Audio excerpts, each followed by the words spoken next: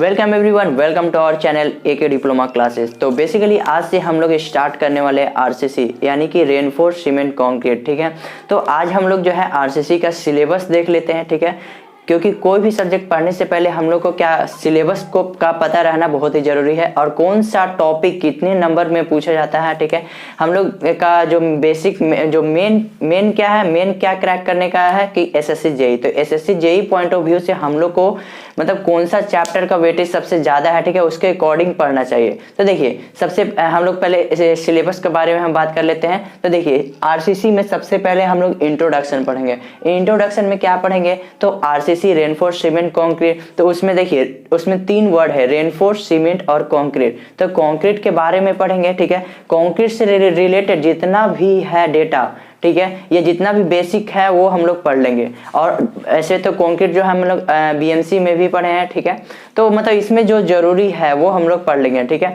उसके बाद सीमेंट के बारे में भी जो जितना भी डेटा जरूरी है वो हम लोग पढ़ेंगे। रेनफोर्स आगे हम बताएंगे कि रेनफोर्स क्या होता है। ठीक है, रेनफोर्स कहने का मतलब स्टील नहीं समझ लीजिएगा। रेनफोर्स कहने का मतलब कि कोई भी ऐसा मटेरियल जिससे जो है वो स्ट्रेंथ को इम्प्रूव किया जाता है। ठीक है, तो आप ये नहीं बोल दीजिएगा कि रेनफोर्स कहने का मतलब कि स्टील।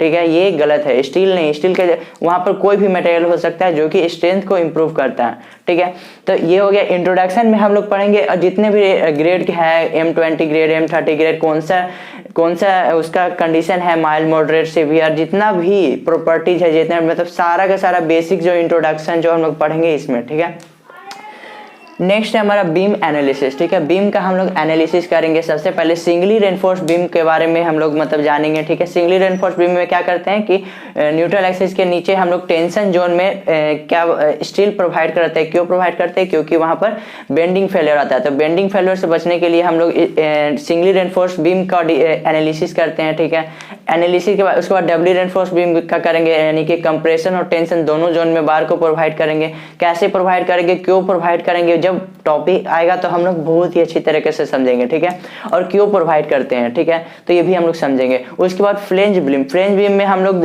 टी बीम के बारे में पढ़ेंगे। टी बीम और जो ब्रिज वगैरह बनता है, ठीक है, जो तो उसमें मोनोलिथिक कंस्ट्रक्शन होता है, एक होता है नॉन मोनोलिथिक, तो हम लोग उसमें पढ़ेंगे। ठीक है, बहुत ही अच्छी तरीके से। वैसे ये जो टॉपिक है, ये बेंडिंग जो है, बीम जो एनालिसिस का जो टॉपिक है बहुत ही इंपॉर्टेंट है SSC JEE point of view से। 2 से 4 मार्क्स का पूछता है। ठीक है, इंट्रोडक्शन जो है 2 से 3 मार्क्स का पूछता है। ठीक है, एसएससी जेईई में, क्योंकि हमारा जो एम है वो क्या है, एसएससी जेईई। तो एसएससी जेईई में कौन से चैप्टर से कितने क्वेश्चन पूछे जाते हैं वो पहले जानना बहुत ही जरूरी है। ठीक है, तो नेक्स्ट देखिए फ्लेंज बीम हो गया। तीसरा जो है हमारा बीम का डिजाइन। जब हम लोग एनालिसिस कर लेंगे तो हम लोग डिजाइन करेंगे। जब एनालिसिस हम लोग पढ़ लेंगे तो डिजाइन बहुत ही इजी हो जाता है। ठीक है, तो ये अच्छा, ये डिजाइन करेंगे किसके अकॉर्डिंग करेंगे, IS 456-2000। ठीक है, ये IS 456-2000 के अकॉर्डिंग जो है मतलब बहुत सारे कोडल प्रोविजन है। ठीक है, तो उसके अकॉर्डिंग जो है हम लोग डिजाइन करेंगे। 2 से 3 मार्क्स का पूछता है बीम डिजाइन से भी। ठीक है, तो बहुत ही इंपॉर्टेंट है। नेक्स्ट है हमारा बीम इन शियर। तो शियर बीम में जो है बेंडिंग तो आएगा ही आएगा, लेकिन बेंडिंग के साथ साथ शियर भी आ सकता है। लेकिन हम लोग मेनली डिजाइन किसके लिए करते हैं, तो बेंडिंग के लिए डिजाइन करते हैं। शियर के लिए हम लोग चेक करते हैं। उसके बाद अगर पता चला कि शियर में वो फेल हो गया तो हम लोग शियर के लिए भी डिजाइन मतलब करेंगे। तो मेनली हम लोग डिजाइन, फर्स्ट पैरामीटर जो हमारा रहता है वो क्या, बेंडिंग के लिए डिजाइन करते हैं। सेकंड पैरामीटर जो है वो शियर के लिए डिजाइन करते हैं। ठीक है, उसके बाद है ये 1 से 2 मार्क्स का पूछता है। ठीक है, अब देखिए यहाँ जो है ये यूनिट 4 तक, कहने का मतलब टॉपिक नंबर 4 तक जो है हमारा 50% सिलेबस जो है वो कवर हो जाता है आरसीसी का।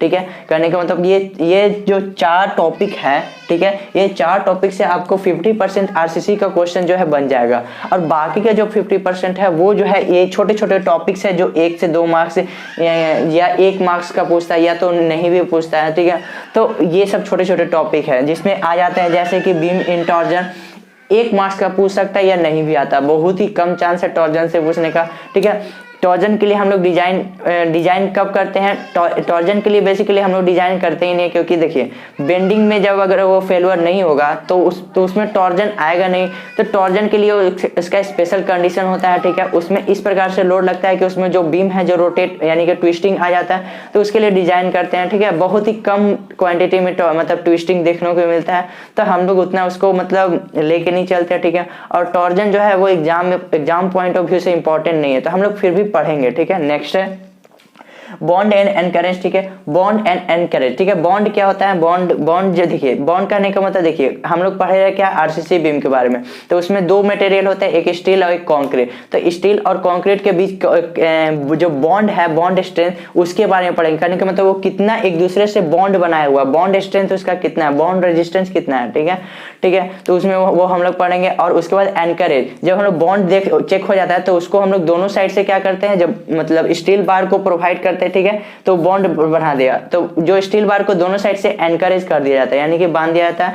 तो हम लोग पढ़ेंगे बॉन्ड एंड एनकरेज क्या होता है। नेक्स्ट है हमारा स्लैब के बारे में पढ़ेंगे। स्लैब में क्या आता है, ठीक है। स्लैब के डिजाइन करते हैं तो उसमें वर्टिकल और हॉरिजॉन्टल रेनफोर्समेंट लगा देते हैं ताकि जो है क्रैक प्रोपेगेट ना हो।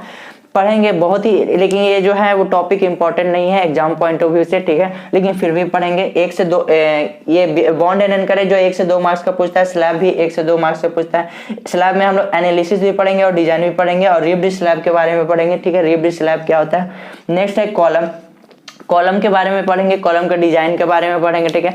कॉलम से रिलेटेड जितने भी है मतलब वो टॉपिक हम लोग पढ़ लेंगे, ठीक है। ये तो हो गया। और उसके बाद फुटिंग के बारे में पढ़ेंगे। फुटिंग जानते हैं आप कहाँ पर कॉलम के नीचे प्रोवाइड किया जाता है, क्यों? ताकि ऊपर सुपर स्ट्रक्चर के लोड को कैरी करने के लिए हम लोग फुटिंग देते हैं, ताकि जो है वो लोड को कैरी करके और उसको सॉइल पे ट्रांसफर कर सके, ठीक है।